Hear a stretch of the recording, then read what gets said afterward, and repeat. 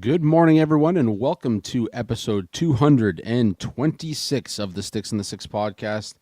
As always, I'm your host, Andrew Forbes, here with my co-host, Peter Barricchini, and an unusual Sunday morning episode for us, back on our Sundays from, season one? Season one, Season one. two-ish kind of thing, but Yeah. yeah.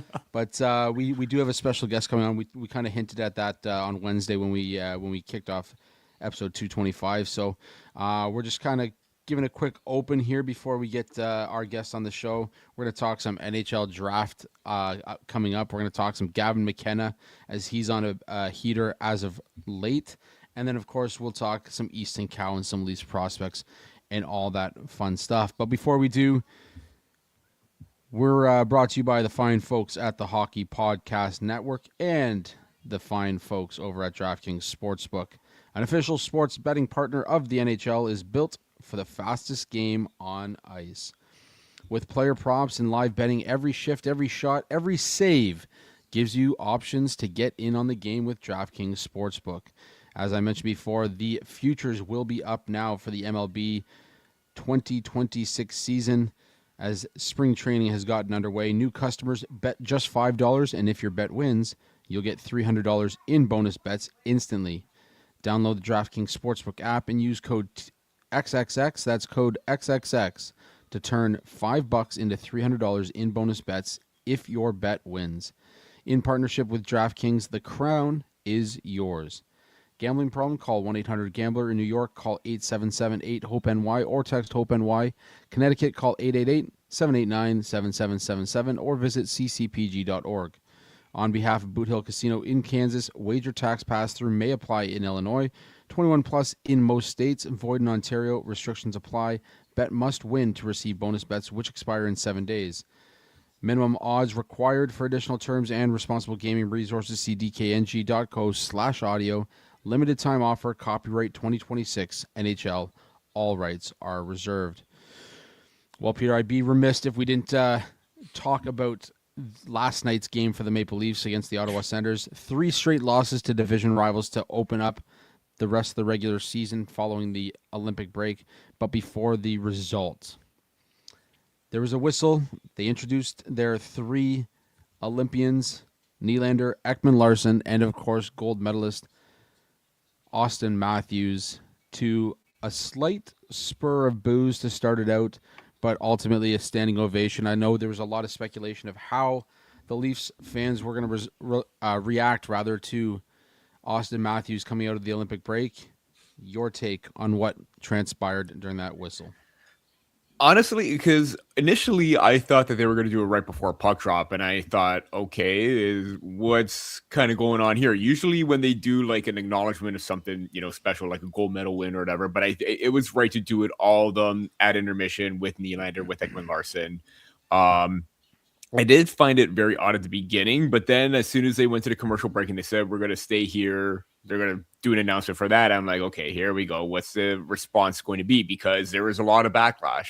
We all know the political side of things, the things that are happening within, the White House right now. But at the same time, Matthews winning a gold medal is a feat in itself. And I think at the beginning, from what I heard, there was slight boos, but then it escalated to cheers, and then everything got drowned out after that. And everything aside, I think that they were acknowledging their play at the Olympics.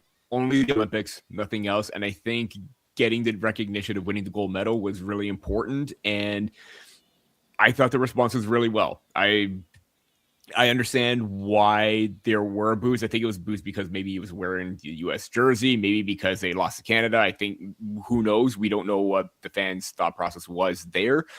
But the recognition was great. I thought it was very well done. I loved how they incorporated everybody and not just Auston Matthews winning the gold medal. They acknowledged every single player there for the Maple Leafs, the way that they were represented. And I thought it was great. And again, we all know what's going on right now. We all know why there's going to be some backlash because of everything happening. But for what it was to acknowledge the gold medal, I thought it was great. Yeah, I mean, it almost sometimes you wonder if it's like a few people just wanting to be the first to react, and that's Yeah, why you get the reaction that you get. In saying that, I agree. I mean, you're going to get the few boo birds. The overall acknowledgement was good. Obviously, with Ekman Larson and Nylander, there was applause as well, and it struck me as a lot of nervousness. It was yeah, a lot of nervousness in the reaction of tension. fans, a lot of tension, a lot of uncertainty, Hmm. and that's not just because of how the Olympics went or how the celebration went. It was more about the uncertainty of where the Leafs are going to go. And then, of That's course, the true. Leafs Yeah. throw up an absolute stinker. It was what they have 4 shots through 2 periods. Two.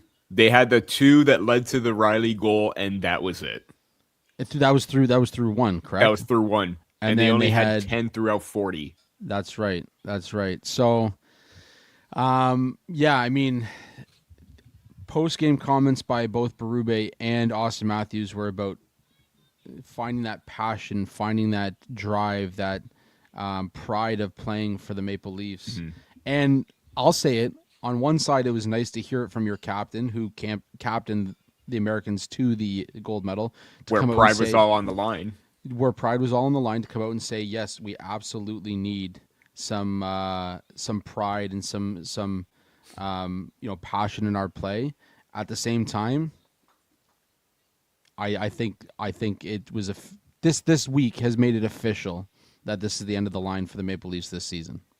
Oh, absolutely. And again, I know you were trying to be optimistic with everything, hoping that they could probably bounce back and everything. Maybe we were overreacting, but this is the Maple Leafs that we know. This is basically the team right here. They could go on a stretch for win 3 straight games and they could throw up 3 massive stinkers right after that. It is that bad. This team has no identity. The flaws are evident. And it's kind of snowballed into effect right now. And the fact that Matthews, to be honest, I'm surprised Matthews didn't call the game against the Lightning embarrassing and no pride. The game against the Panthers embarrassing and no pride.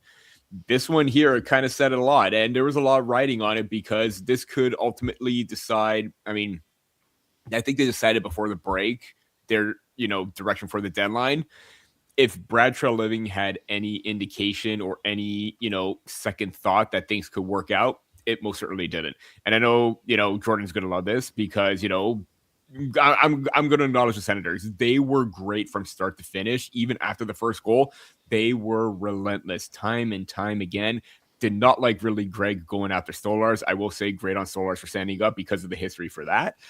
But that's the pride and determination and the effort that needs to be put in every single time, especially around this time of the year. The Maple Leafs have none of that. They don't have the players. This team is not cut out for that. And even if they did somehow make it in the playoffs, they were not going to get past the first round. I was even going to say maybe a sweep. I wouldn't even give them one game or one win. But at the same time, yeah, the effort in itself was just abysmal. And I think we're going to be in for a long, next, 2 months because this is going to be rough. I think it's going to get only worse from here. Yeah, no, absolutely. We got a comment on TikTok from Sports Guy 88 saying, "Thank you for Mitten and draft picks."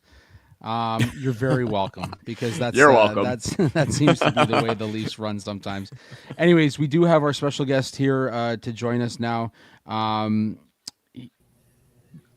Brock Otten, thank you for joining us. Director of Scouting at McKeen's and overall draft guru.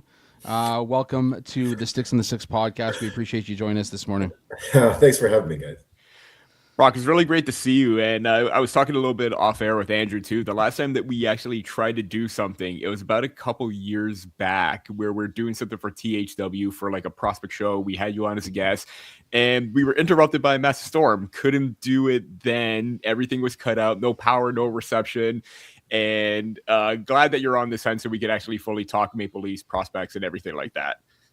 Hopefully no storms this time. Yeah, it could be a little bit better without the snow right now. Hopefully that melts sooner than expected. But let's get right into it, Brock. Let's start off with the big news, and it's been the talk for at least a couple of weeks. Gavin McKenna.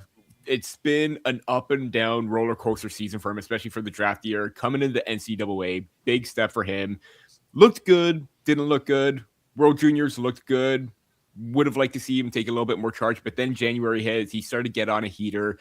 Then the legal trouble started to come in. I know we're a little bit past due with that, and a lot of information has happened in regards to that, where he was charged with a felony aggravated assault. That charge got dropped. But I just want to get your take on the whole season of Gavin McKenna, and especially the last couple of weeks, and how that's not necessarily how he handled everything that's going on, but how he's taken that to the next step. And he's just focusing on hockey right now, despite the story that has come out. Yeah, I mean, his post-World Junior play in the NCAA has been fantastic. I think a lot of the criticisms that we had about his game earlier in the year, puck management, physical drive, compete in all three zones, all that has improved a lot post-World Juniors. We're seeing an improvement in production now.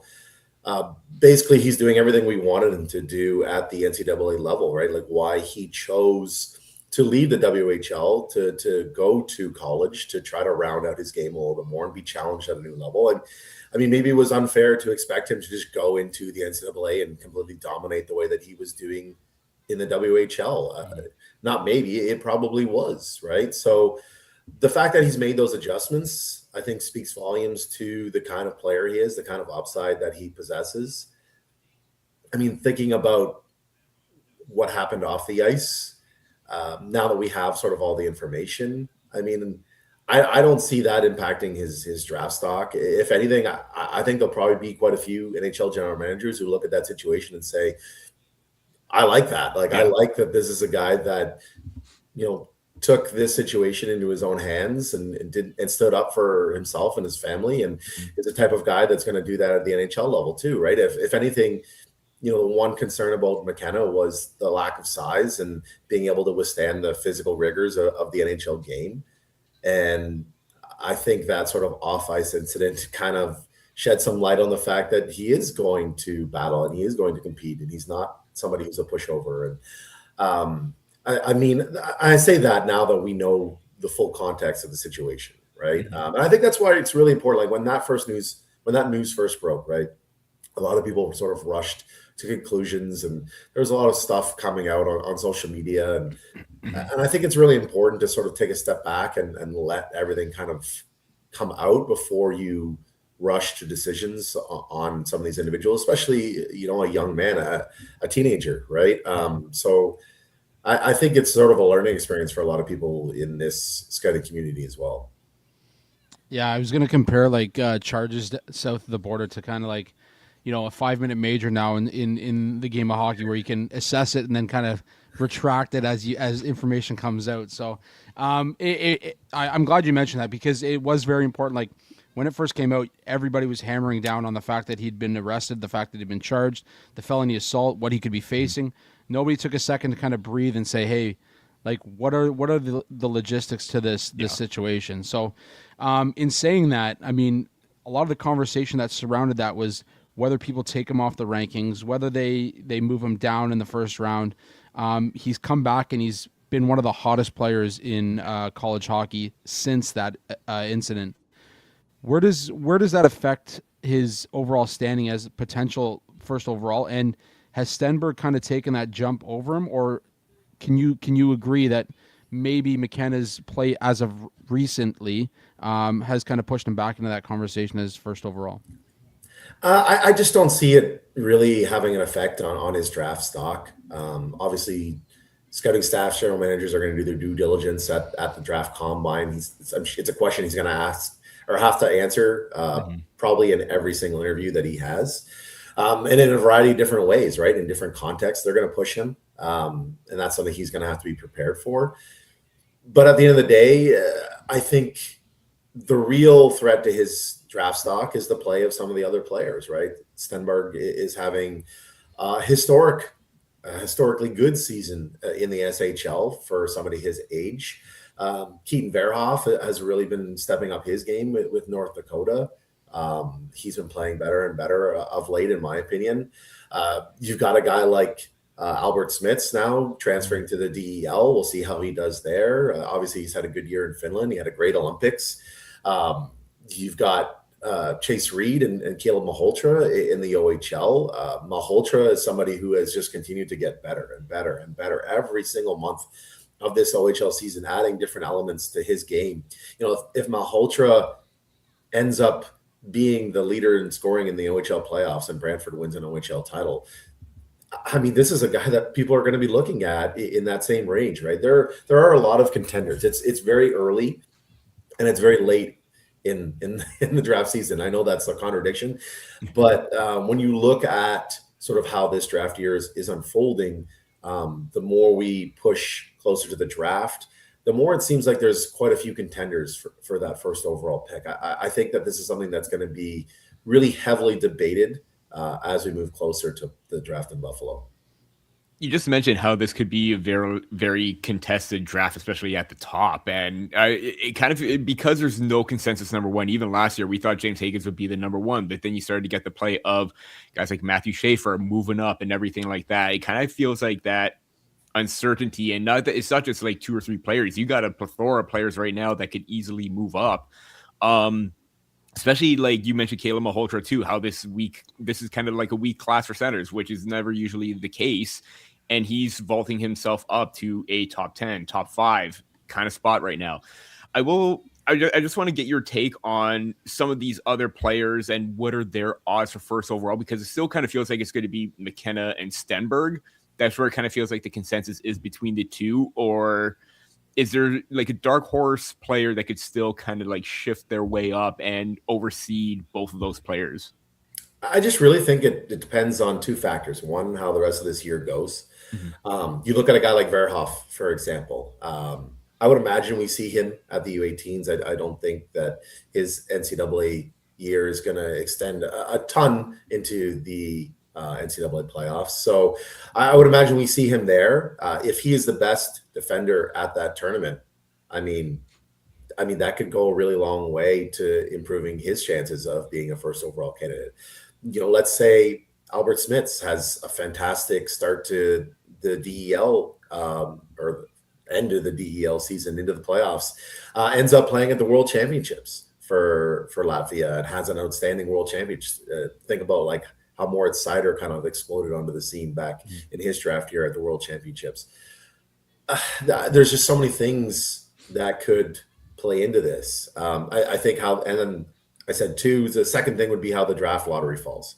I think whoever is picking first is going to go a long way as to helping us understand, you know, maybe who the favorite is for first overall, sort of what that team values, what that team needs. And that's not to say you're not drafting first overall for team need, but in a year like this where the players are so closely bunched together, I think it is going to play a little bit of a factor. I think if you're a team that really likes somebody like Keaton Verhoff, or that you really like Smits, or you really like Chase Reed, you like one of these defenders as somebody who could be a first pairing guy for you in the future, and you have a glut of young forwards already ready on your pro roster, you know, maybe that is the way that you look, right? You look at adding a defender because it's something that your team needs, your organization needs, and you believe strongly in the upside of that player, right?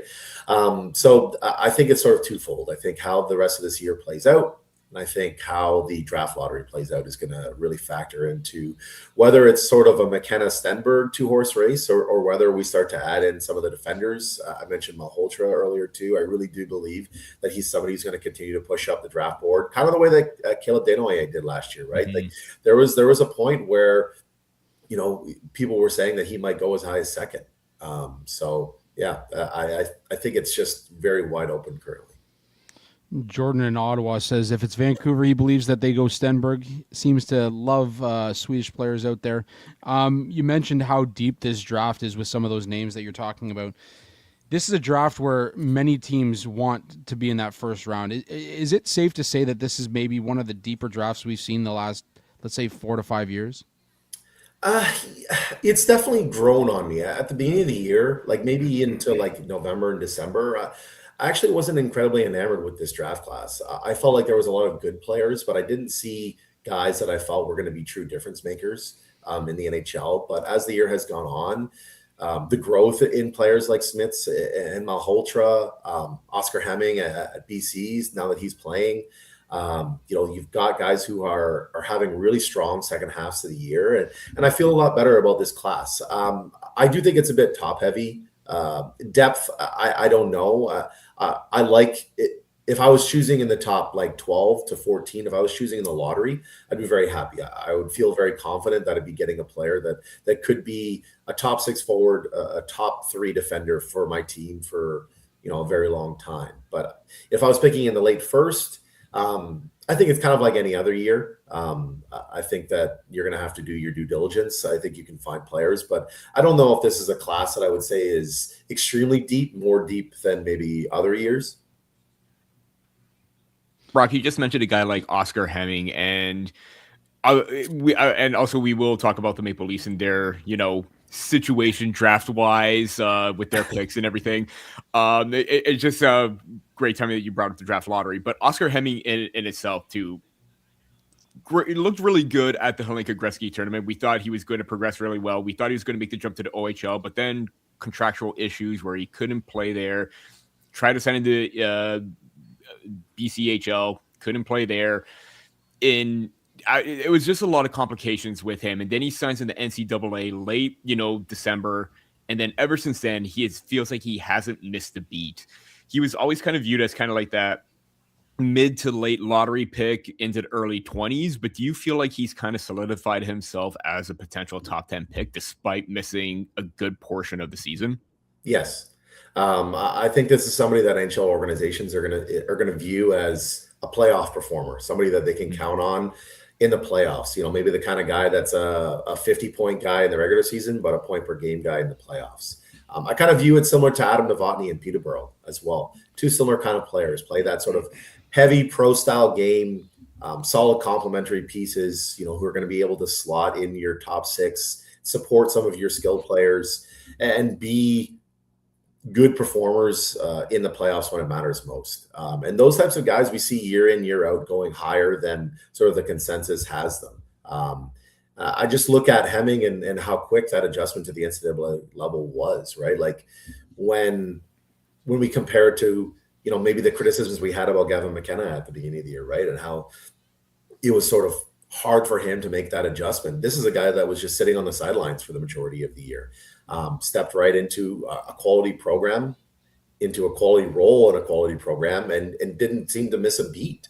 So I think that needs to be applauded. I think that we probably haven't seen the best of Hemming and what he's capable of offensively. I think he's just sort of trying to fit in, and he's playing physical. He's working hard. He's hasn't been maybe a primary play driver, but he's supporting well, and I think that's sort of kind of adds some mystique to the offensive upside. Like what is he here? Like, is he more of like a middle 6 type? Is he a top 6 type? But again, it only takes one organization to believe that this guy could be, a quality top 6 forward power play option for them.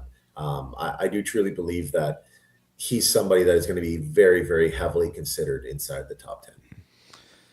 I'd be remiss. We right before we got you on here, there was a comment here on TikTok about how the Bruins grabbed Minton, a first, and really the Leafs have given away a lot over the last many seasons. Now they've got a top 5 protected pick. With the play of them this week, I mean, they could easily fall to that top 5 with some draft lottery luck. The Leafs have a tendency of trading away their first round picks in a draft like this. How badly do you want to see a Leaf trade at the deadline? If you're a Leaf fan, to get to the point of getting some first round stock back in your draft pool. Yeah, burn it down. Honestly, like it needs to happen. I mean, what we've seen over the last few years is that this team just doesn't have the depth that some of the other teams, the other high end teams in the NHL have. And part of that has just been years of trying to compete and trying to keep up and selling off assets and draft picks and just it's caught up to this team. And I truly believe that this is an opportunity. Now they have some good assets, right? What can you get for McCann? What can you get for Carlo? What can you get for Lawton, right? You've got some players that you could get decent picks for, hopefully, or a decent prospect for that are going to have value on the trade market.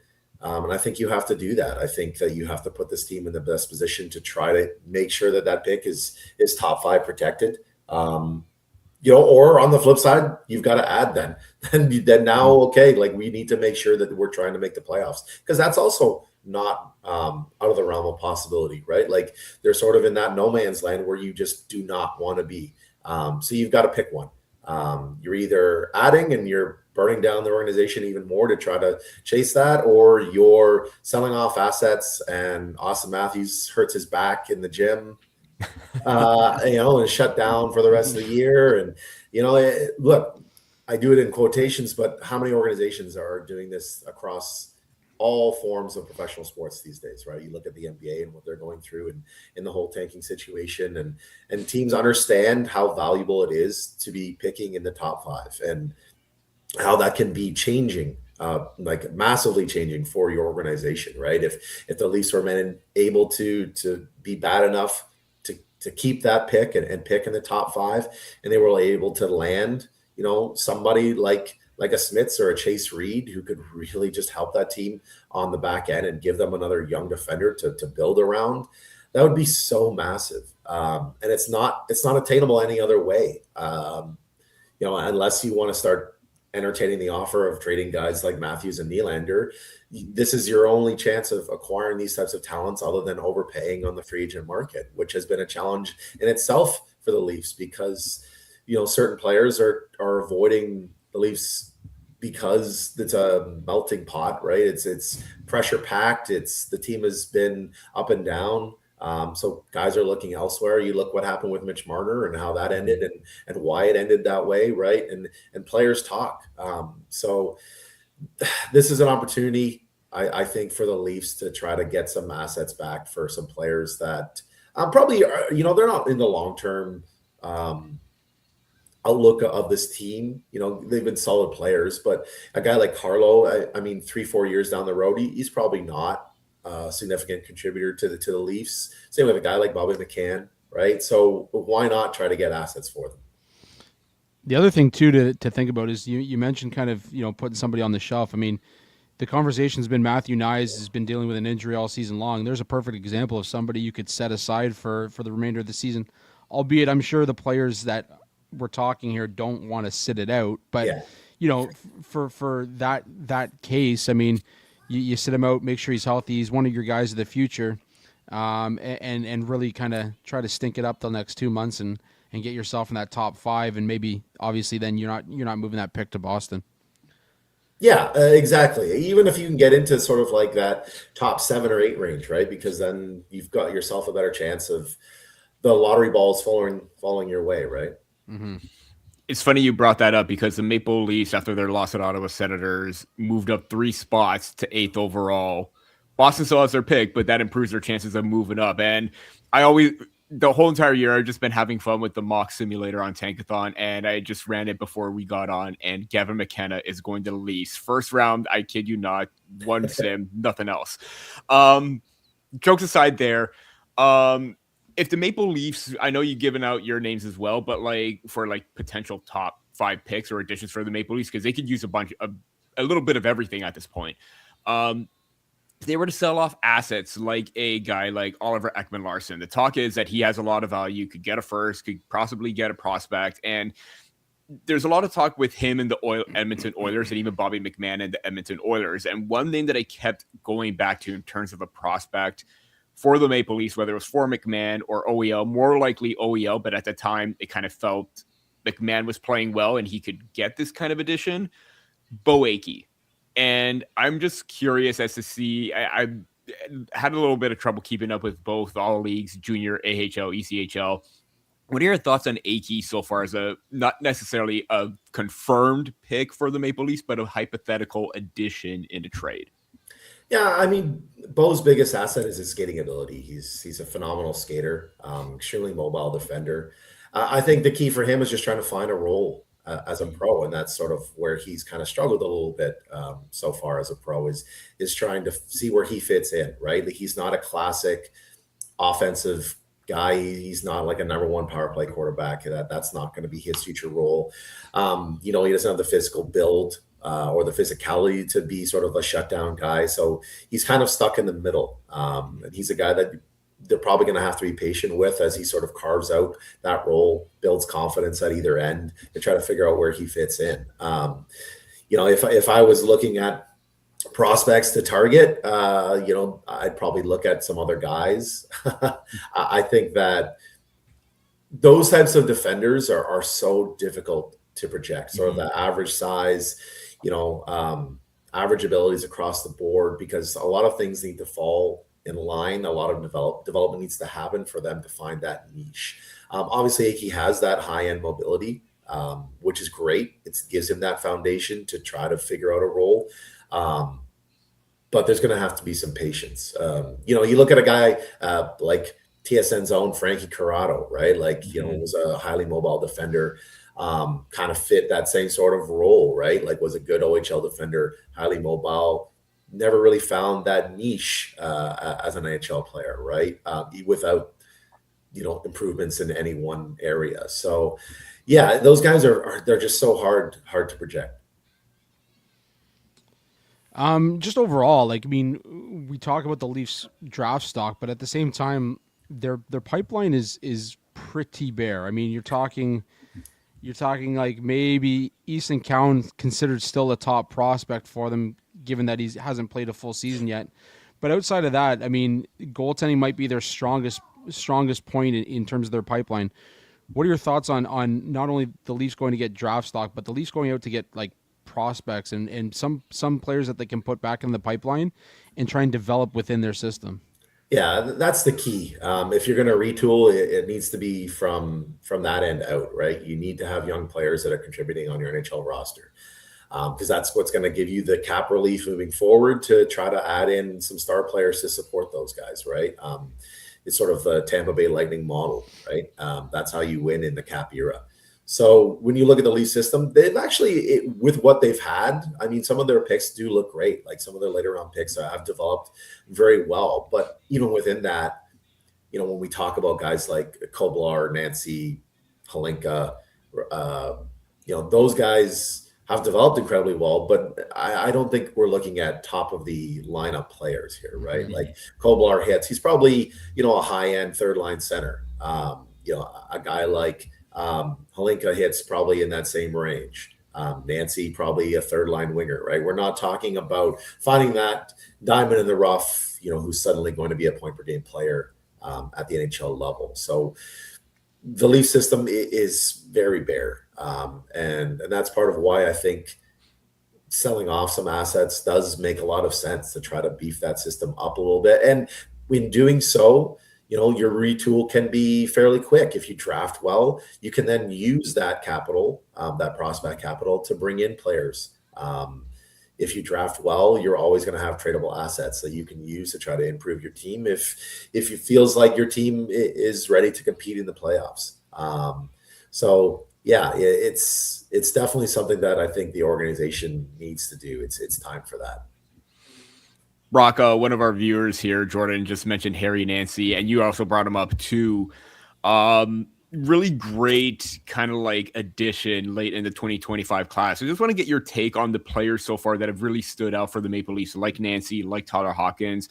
Kolar looking really good at the SHL level for, being a young player, not getting the full minutes, but when he's playing, he's excelling and playing the whole kind of mold of a power forward, center that could crash the middle of the ice and be that kind of player that the Maple Leafs want to be. So I just want to get your takes on those three players and how well that they've developed in just a short amount of time for this Maple Leaf prospects, as they kind of feel like, yes, they have a little bit of a bright spot and they could make the NHL, but they're more further down the depth chart. Yeah, Kolar has developed incredibly well this year. We really liked him at McKeen's for the draft last year. We were maybe higher on him than anybody in terms of our final ranking.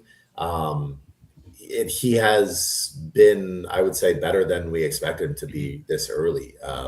If you had probably told the Leafs, hey, this guy is going to be an SHL contributor this year, they would probably be ecstatic. They probably expected him to sort of spend the year at the U20 level and really work on improving his offensive consistency, gain some confidence there. But, now we see what he's doing in the SHL level, and I think they have to be ecstatic. Again, I don't think this is a really high upside guy, but he has sort of those attributes that you look for in that prototype of the third line power center who can anchor your penalty kill, create space for his line mates, work hard, tire down defenders, draw penalties, right? That kind of player who's going to fit in the middle of your lineup. And I think that's great for where they got him. I think they need to be very, very pleased with his development this year. Nancy, even strength. I think there still needs to be a lot of development. I think his pace, his skating still needs to improve a lot. I think his straight line speed has improved this year. I think he does look quicker. But the overall skating profile and the hands still need to, in my opinion, improve to be an even strength contributor. On the power play, he's looked great. I think the vision has been great. He's great at using his size along the wall, down low to extend plays.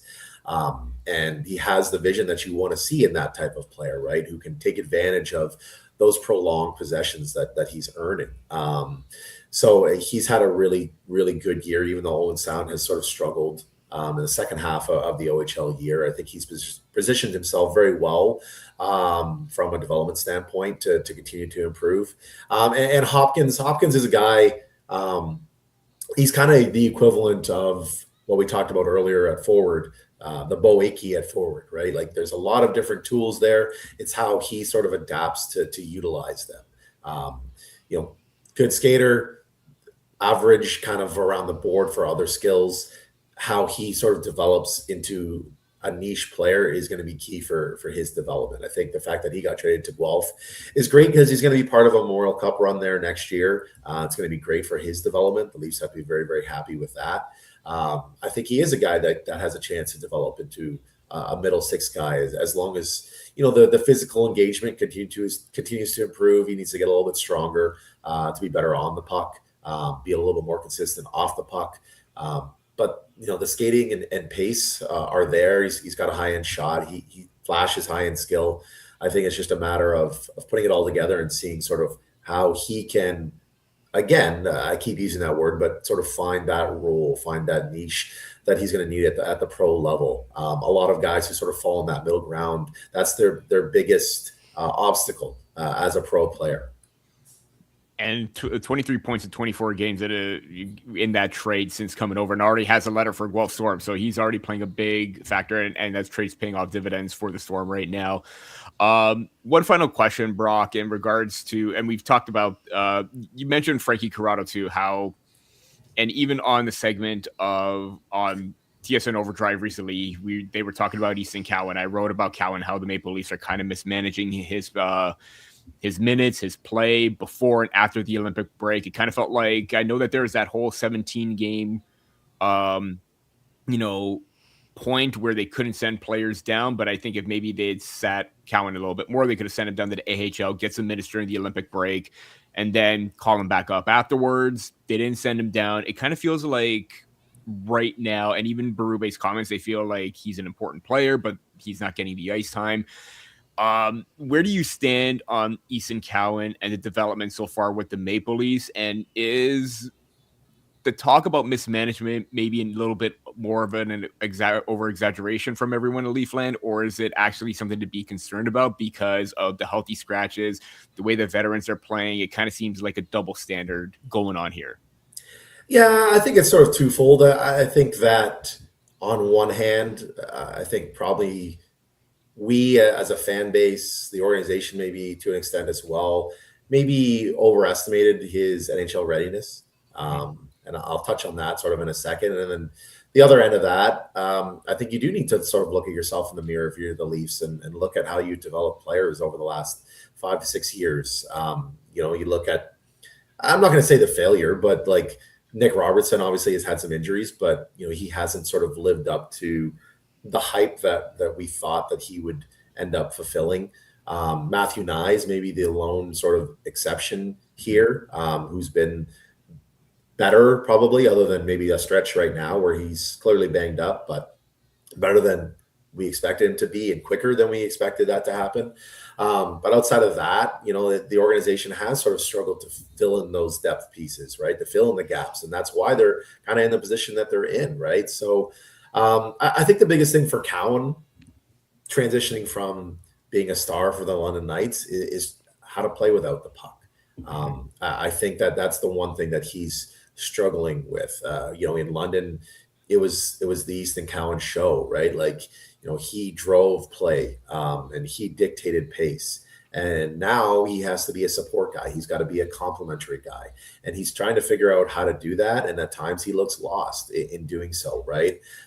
Even in London, the biggest criticism for Cowan, I mean, you think back to his poor World Junior performance, and you think back to some of his detractors with his play with London. It's all about, puck management, right? And his decision-making with the puck, and sort of that narrow field of view sometimes that he has when he's rushing, when he's moving north-south.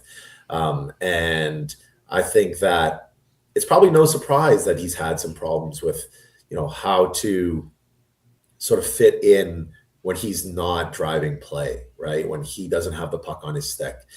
Because he has the attributes to be a solid complementary player, right? He's a hard worker. He's a strong skater. He can finish off plays. It's about trying to find those gaps in coverage. It's how to read plays at the NHL level at that pace.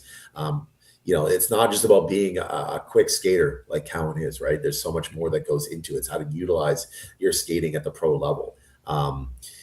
We look at a guy like Liam Foudy in the past, right, who never really figured out how to leverage his high-end skating ability, right? He had some similar attributes to Cowan, right? Like, he had the work rate, he had the skating ability, he had some skills, especially as a finisher, but he was never able to sort of figure out how to fit in and how to leverage his speed when he didn't have the puck. And that's why he's never really developed into an NHL player, right? And I'm not saying that's going to be Cowan's future. I think that's a very pessimistic viewpoint, but I think it just sheds some light on the fact that just because a player dominates junior and has those high-end physical tools doesn't mean that they're going to step into an NHL lineup and be an immediate contributor. It's a hard jump, and probably Cowan should maybe have spent the year at the AHL level.